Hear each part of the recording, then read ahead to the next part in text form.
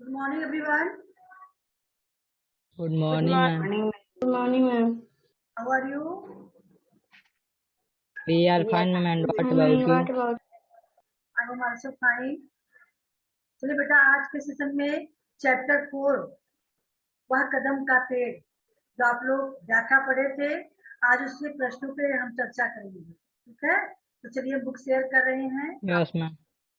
आप लोग ध्यान देंगे और जो पूछा जाएगा उसका आंसर भी देंगे। बुक दिखने लगी बेटा? yes, ma'am. Yes, ma'am.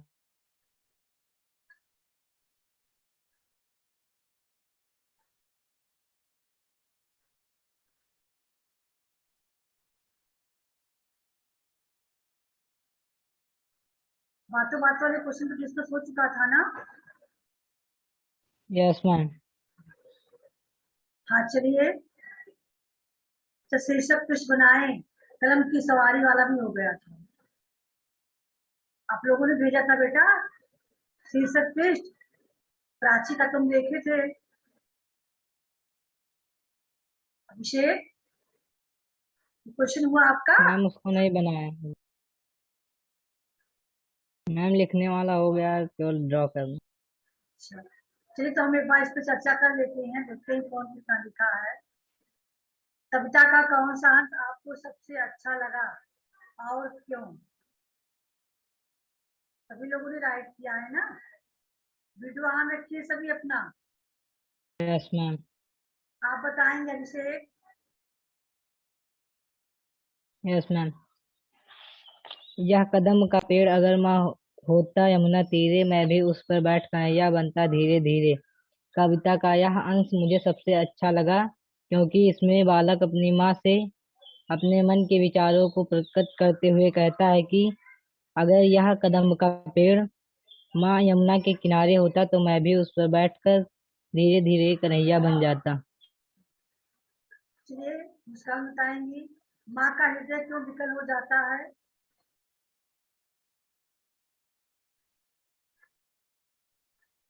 Ma'am, माँ का हृदय विकल हो जाता है जब वह अपने बच्चों से उनके अच्छे के लिए कुछ कहती हैं और वे मानते नहीं तो उनका हृदय विकल हो जाता है।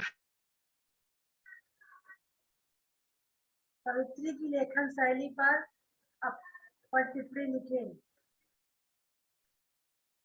आकृति कुछ बताओगे? कवित्री की लेखन शैली पे कुछ टिप्पणी करोगे?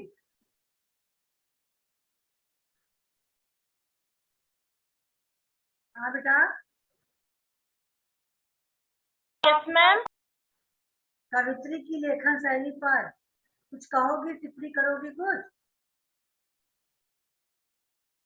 गौरव बेटा,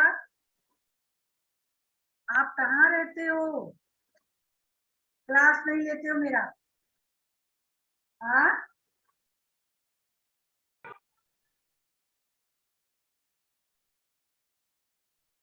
चलिए मुस्कान आप ही बताइए, कवित्री की लेखन शैली पर टिप्पणी कीजिए। मैम, कवित्री की लेखन शैली बहुत ही सरल व साधारण है जिसमें इन्होंने अपने अपने बचपन की बातों को बताया है कि वो बचपन में किस तरह अपनी माँ को परेशान करते थे। इसमें बाल मनोदशा का बहुत ही अच्छे से वर्णन भी किया गया है। बच्चों के मन में क्या होते हैं, उन सारी चीजों को बहुत अच्छे से वर्णन किया गया है। चलिए अगला प्रश्न है, पढ़ते पढ़ते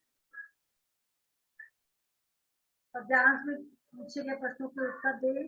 इसी तरह कुछ खेला करते हम तुम धीरे धीरे, या कदम का पेड़ अधर्मा होता यमुना तीरे।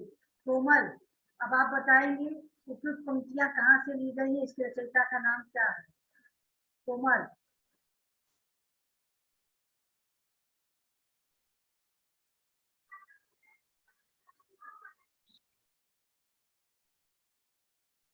आकृति, आप भी तैयार रहिए। कोमल, आकृति, जल्दी बोलिए।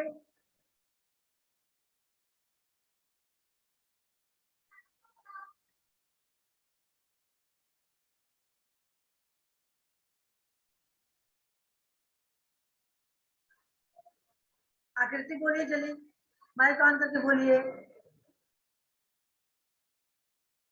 पंक्तियां कहाँ से ली गई हैं?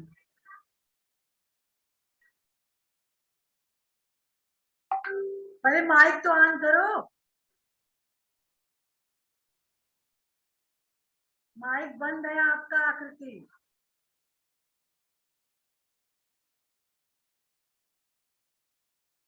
माइक बंद दिख रहा है, आपकी आवाज नहीं आ रही है।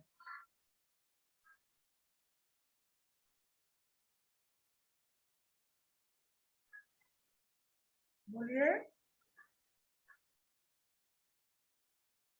इतना सरल क्वेश्चन पूछा जा रहा है, उसके भी उत्तर नहीं दे रही हो। हाँ, लग रहा है सुनी नहीं रही है। प्रशांत आप बताइए।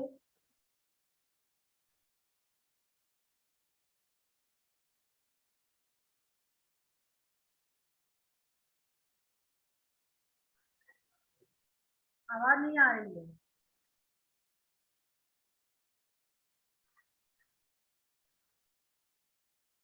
अनुराग। उपर्युक्त पंक्तियां हमारी पाठ्य पुस्तक हिंदी से पाठ 4 से ली गई है। इसके रचयिता का नाम सुभद्रा कुमारी चौहान जी हैं। हाँ, पाठ 4 नहीं बोलना है आपको। उपयुक्त पंक्तियां हमारे पाठ पुस्तक हिंदी के वह कदम्ब का पेड़ नामक शीर्षक से लिया गया है। इसकी रचयिता कवित्री सुभद्रा कुमारी चौहान जी है। चलिए, इस कविता की मुख्य बिंदु क्या है? अनुभव आप बताएंगे। इस कविता का मुख्य बिंदु क्या है बेटा?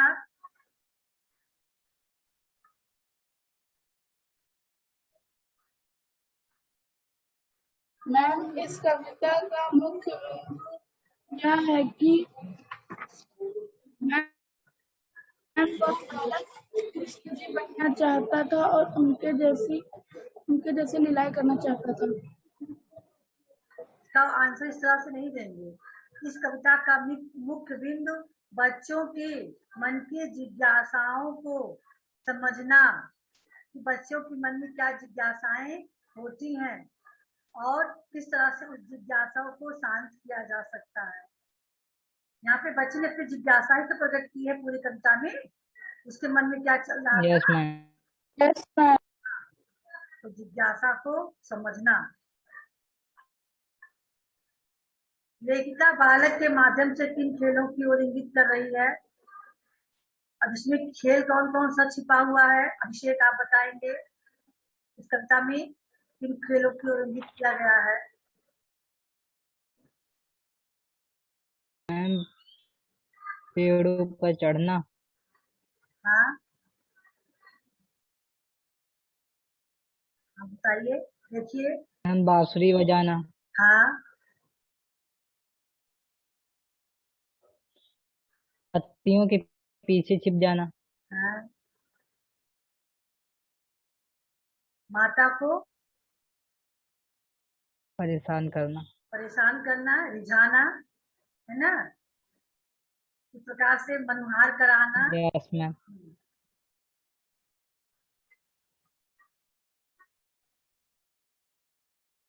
चलिए,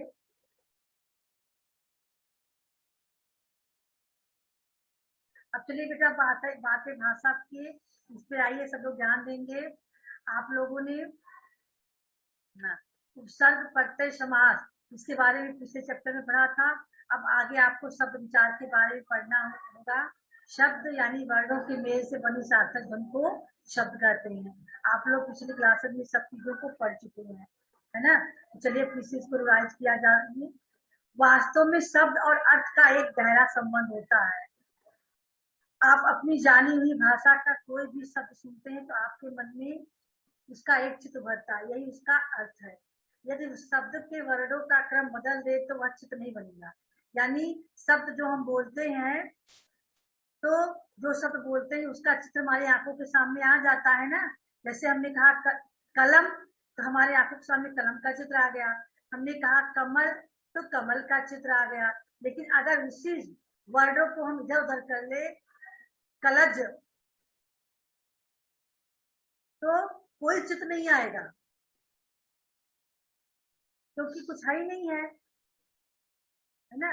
इस प्रकार से जो है शब्द यानी सार्थक वर्णों के समूह ही शब्द होती है। पिछली क्लास में आप लोगों ने पढ़ा था स्रोत और रचना के आधार पर शब्द के भेद पढ़ा था ना, कौन कौन से भेद थे, याद है किसी को? स्रोत के आधार पे अनुभव बताएंगे।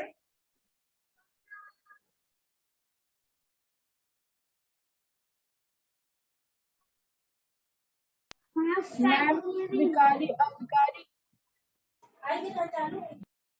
क्या होगा मुस्कान? स्रोत के आधार पे, स्रोत और रचना के आधार पे शब्द के भेद, इसे चैप्टर में आप लोगों ने पढ़ा था। मैम स्रोत के आधार पे विकारी और अविकारी। विकारी और अविकारी हैं? No ma'am. आप मैम 4 हैं। 4 हैं। आप बताइए बेटा। मैम 4 हैं। तद्भव, तत्सम, भेषज, विदेशी। चलिए, तो अब आपको पढ़ना है व्याकरणिक प्रकार के आधार पर शब्द के भेद। जो विकारी अधिकारी आप लोग बता रही थी मुस्कान, आपने राउंड बताया बेटा। अब आपको पढ़ना है ये व्याकरणिक प्रकार के आधार पर शब्द के भेद है। देखिए यहाँ पे दिया गया है व्याकरणिक प्रकार के आधार पे शब्द 2 प्रकार के होते हैं। क्या प्रकार के होते हैं? 2। पहला है विकारी, जिसको हमने हमेशा आप लोगों को पढ़ाया है, जहां तक है सबको एकदम दिमाग में सबके होगा ये चीजें, है ना। विकारी शब्द क्या है? जो लिंग, वचन और कारक काल के आदि के कारण शब्दों का रूप बदल जाता है, यानी उसमें परिवर्तन हो जाता है। कौन कौन से शब्द विकारी में आ जाएंगे?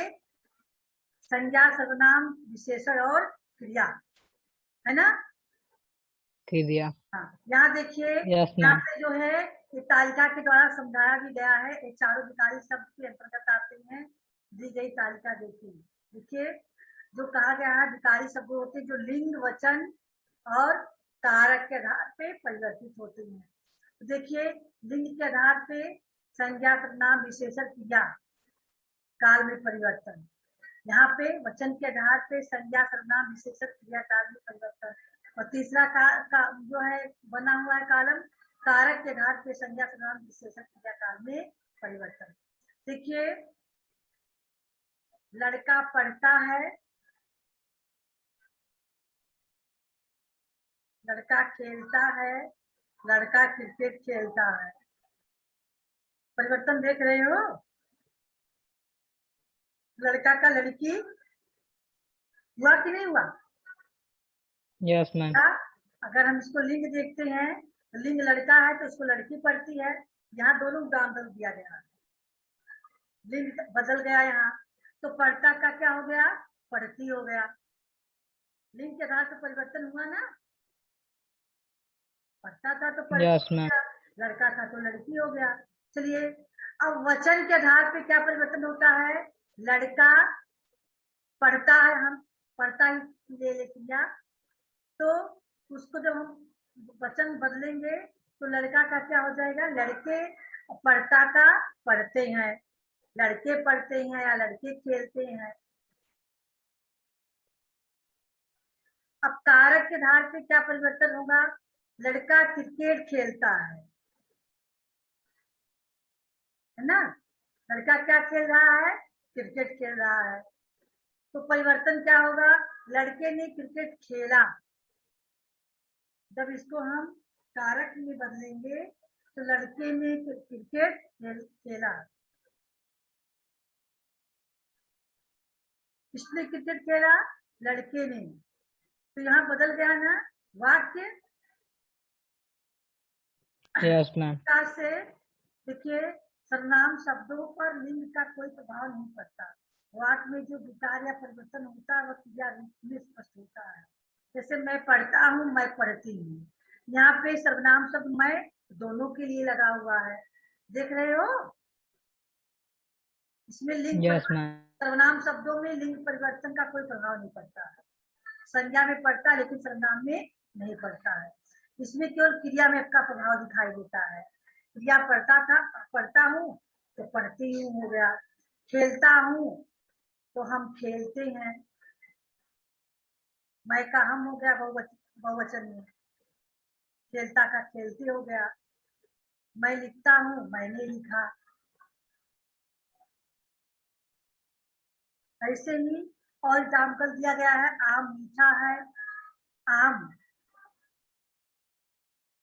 पुल्लिंग शब्द है, तो लीची मीठी है। लीची स्त्रीलिंग शब्द है, तो इसलिए मीठी हो गई। यह आम मीठा है, वचन परिवर्तन करना है हमें, तो वचन है, तो ये आम मीठे हैं, बहुवचन हो गया। वीर युद्ध जीतते हैं, वीरों ने युद्ध जीता, यहाँ कारक में परिवर्तन हो गया। दिया गई थी, देहान गया था, दिया में परिवर्तन हो गया। मैं पढ़ता था, हम पढ़ते थे, यहाँ सर्वनाम शब्दों में परिवर्तन है, क्रिया में परिवर्तन हो रहा है। मैं पढ़ता हूँ, मैंने पढ़ा, यहाँ पे कारक में परिवर्तन हो रहा है ना।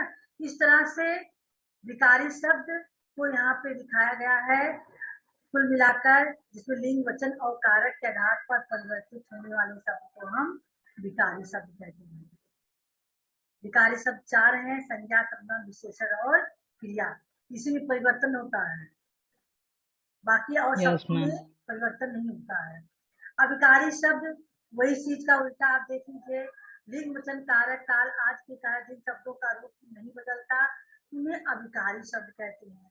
जैसे धीरे धीरे, जल्दी जल्दी, बाहर, अंदर, थोड़ा, कम, कल, आज, और, इसलिए, अरे, वाह, के साथ आदि। विकारी शब्दों को अव्यय भी कहते हैं, और इन्हीं शब्दों से अव्यय भाव समास भी बनता है, ये आप दिमाग में रखिएगा। ये 4 प्रकार के होते हैं, क्रिया विशेषण, संबंध बोधक, समुच्चय बोधक और विस्मयार्थ बोधक। अब विकारी शब्द कितने हुए? खुशी, खुशी, बोलिए।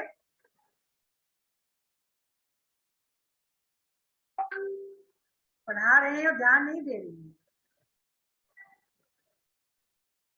प्रशांत, आप बताइए, अधिकारी शब्द कितने होते हैं? कौन कौन से शब्द को विकारी शब्द कह सकते हैं? मैम 4। कौन कौन से बेटा? मैम क्रिया विशेषण, संबंध बोधक, मैम समुच्चय बोधक और विस्मयादि बोधक। बहुत अच्छा। आकृति आप बताएंगे, विकारी शब्द कौन कौन से हैं?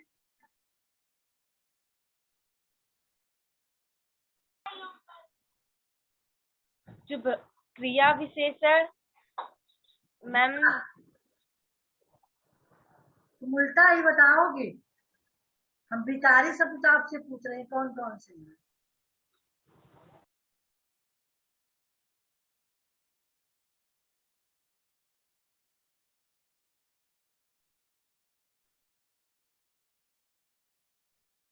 नहीं पता है, ध्यान दो, तब तो बता रहे हैं।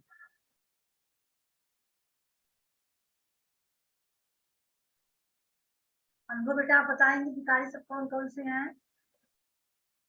मैम संज्ञा, सर्वनाम, विशेषण, क्रिया। Very good. देखिए, अधिकारी शब्द में चाहे कोई लिंग हो, जैसे हमने प्रयोग किया, लड़की धीरे धीरे चलती है, तो धीरे धीरे आपका अधिकारी शब्द है, लेकिन इसमें परिवर्तन नहीं हो रहा। अगर हम इसको स्त्रीलिंग में रखते हैं तो लड़की धीरे धीरे चलती है, तो क्या परिवर्तन हो रहा है? इसमें नहीं हो रहा है। या जल्दी जल्दी, लड़का जल्दी जल्दी चलता है, लड़की जल्दी जल्दी चलती है, दोनों में एक जैसे होंगे। वह बाहर खड़ा है, वह बाहर खड़ी है, दोनों में वही होगा। यानी ये शब्द जो होते हैं अधिकारी शब्द, इसमें क्रिया, वचन, लिंग, कारक, काल के आधार पे कोई परिवर्तन नहीं होता। ठीक है, ये चीज ध्यान देना है। 4 हैं, क्रिया विशेषण, संबंध बोधक, समुच्चय बोधक और विस्मयादि बोधक। चलिए यहाँ देखिए, क्रिया विशेषण, दिए गए उदाहरण को पढ़ें। अनारकों ने हल्के से पूछा, जिधर देखो सब यही बातें करते थे। ऊपर दिए वाक्य में रंगीन शब्द पूछना और देखना क्रिया की रीतियों, स्थान संबंधी विशेषता बता रही है। ये क्रिया विशेषण अव्यय है। आपने पढ़ा था पिछले क्लास की ग्रामर में क्रिया विशेषण कितने प्रकार के होते हैं, किसी को याद है? कोई बहादुर है जिसको याद है? हैंड शो कीजिए।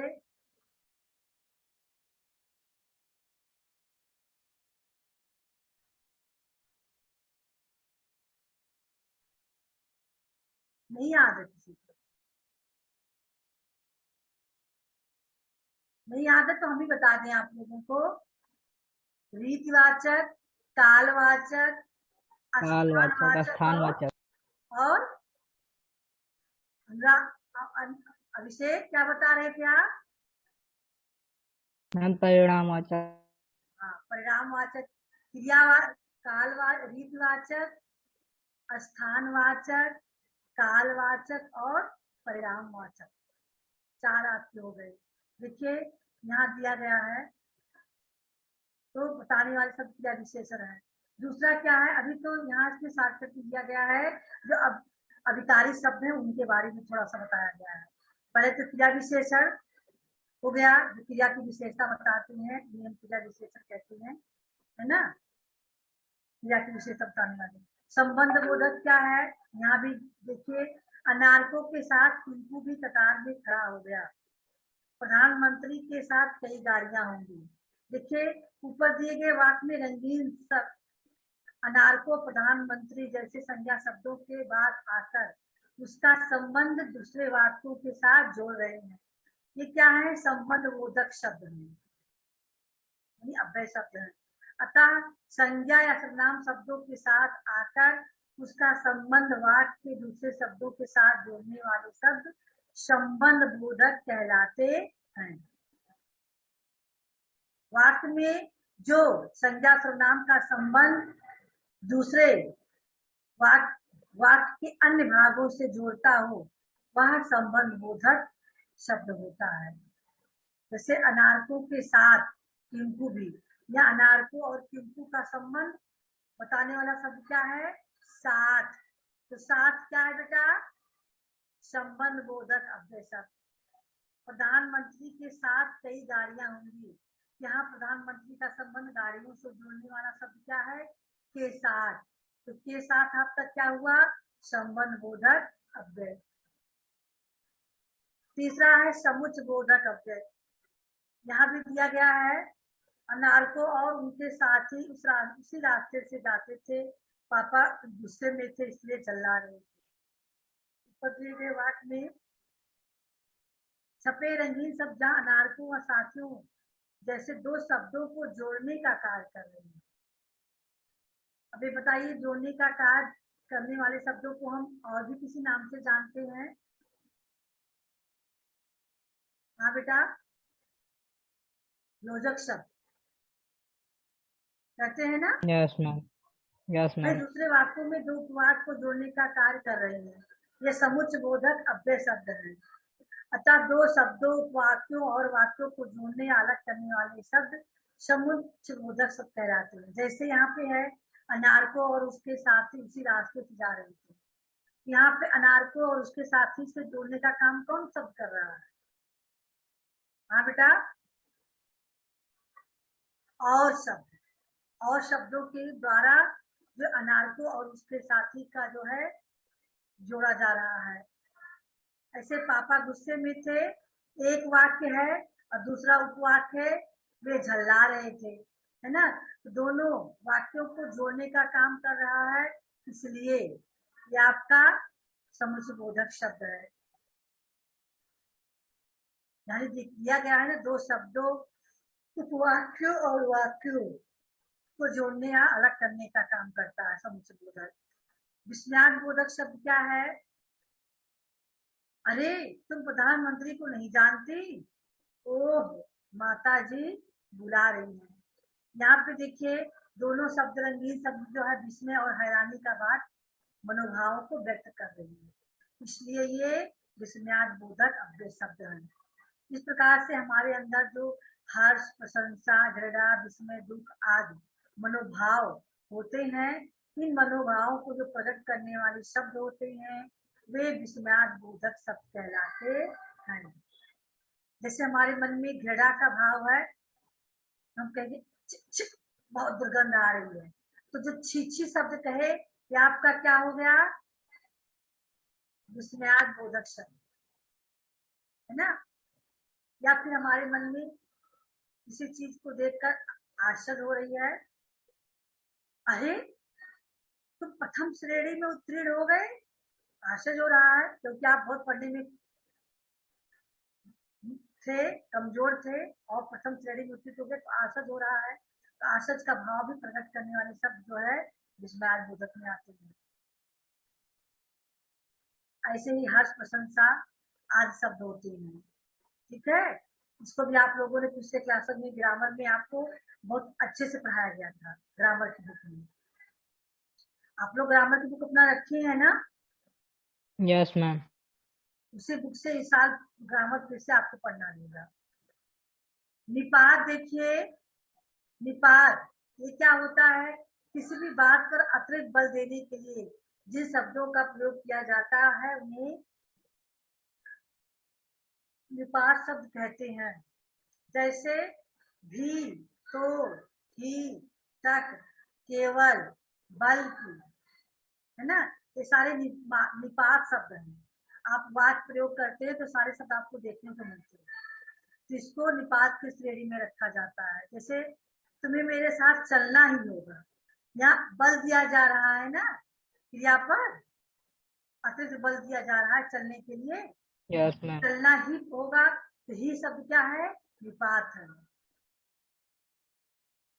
वैसे भी मैं तुम्हारे घर आने वाली थी, वैसे भी यहाँ क्या हो गया, निपात शब्द हो गया।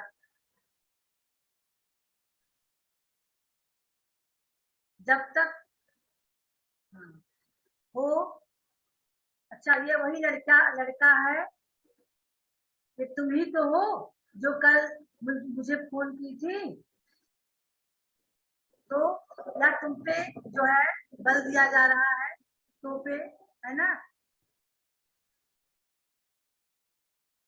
या फिर मुझे विश्रामपुर तक ही जाना है, तो यहाँ तक और ही दो निपात शब्द हैं जिससे बल दिया जा रहा है। मुझे केवल 10 बजे तक पढ़ना है, तो केवल शब्द क्या है यहाँ पे, निपात शब्द है जो पढ़ने पर बल दे रहा है कि हमें 10 बजे तक ही पढ़ना है।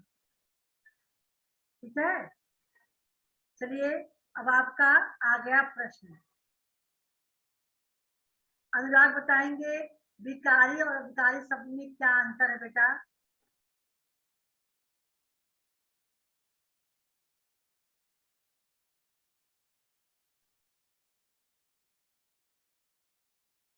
मैम, लिंग, वचन, कारक, काल आदि के कारण जिन शब्दों के रूप बदल जाते हैं उन्हें विकारी शब्द कहते हैं, और लिंग, वचन, कारक, काल आदि के कारण जिन शब्दों के रूप नहीं बदलते हैं उन्हें अविकारी शब्द कहते हैं। बहुत अच्छा। चलिए दूसरा प्रश्न है, निम्नलिखित शब्दों में से, नोटबुक में आपको राइट करना है, ये सारे क्वेश्चन जो है इसको नोटबुक में राइट करना होगा आपको, हिंदी सब्जेक्ट की।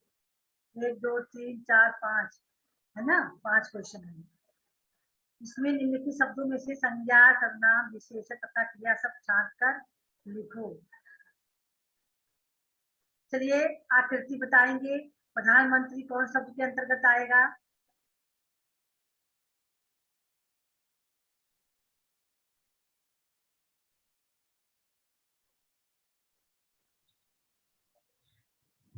मैम संज्ञा। हाँ संज्ञा होगा। चलिए बहुत अच्छा।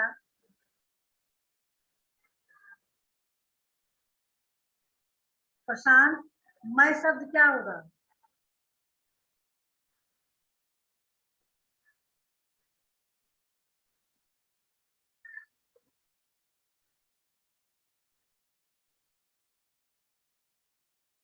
बताइए जल्दी। हम तुम मैं, क्या होगा ये सब? मैम सर्वनाम। सर्वनाम, बहुत अच्छा। फिर से बताइए, बताइए बंदूक वाले लोग, कौन सा शब्द है ये? मैम क्या? बंदूक वाले लोग।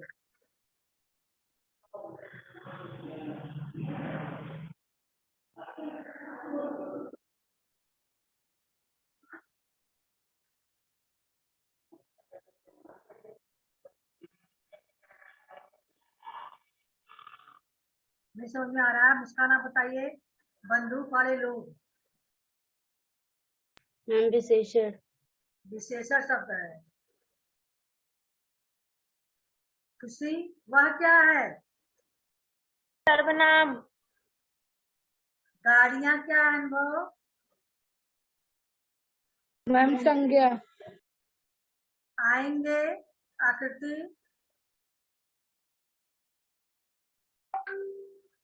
आएंगे, मैम सर्वनाम। नाम है। अभी तक आपको इस शब्दों की पहचान नहीं है। हाँ, आएंगे, जाएंगे, खाएंगे, पिएंगे, ये सब नाम शब्द है। प्रशांत आप बताइए बेटा। तो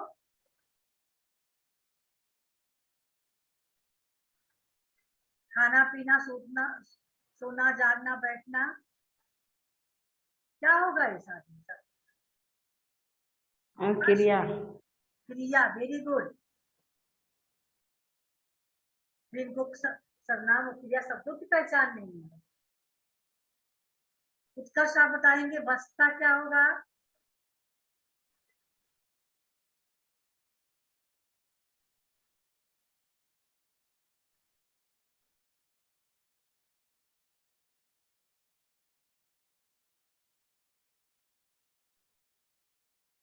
जल्दी बताइए, बसता।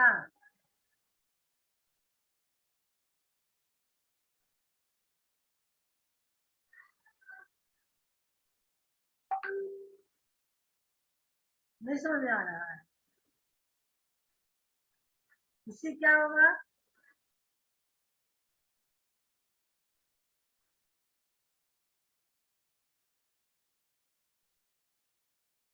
अनुराग,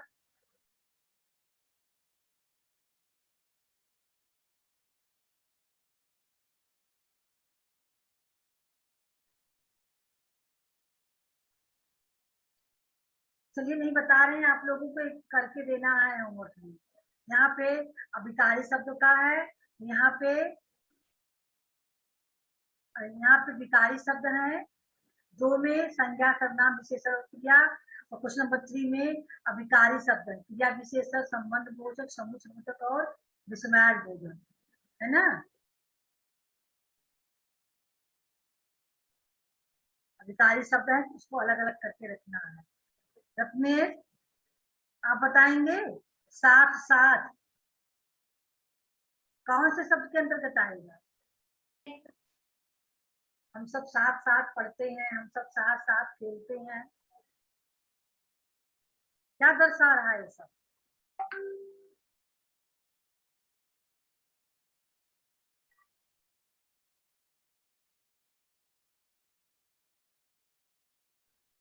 मुस्कान आप बताइए। मैम संबंध बोधक।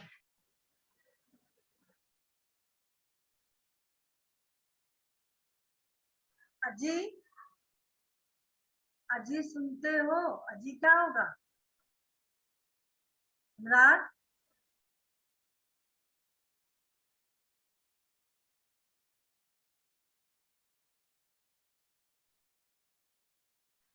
मैम विस्मयादि बोधक।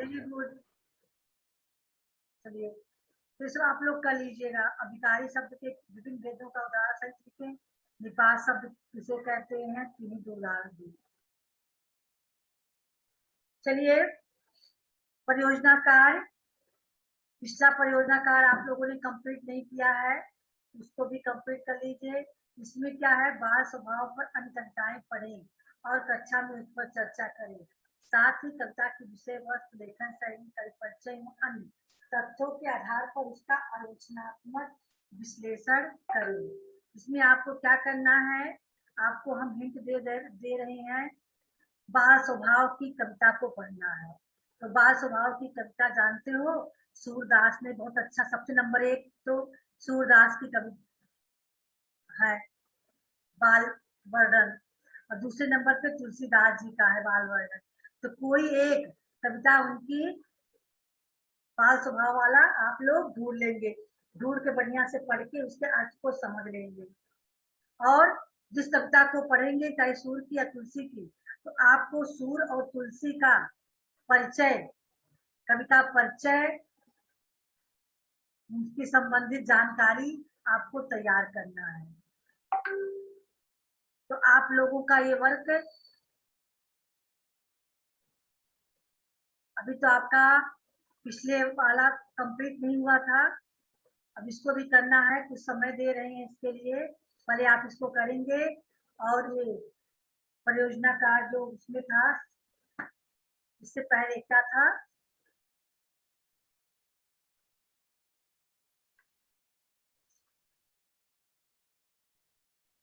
अनारकों का, आप लोगों को मिला कि नहीं मिला बेटा?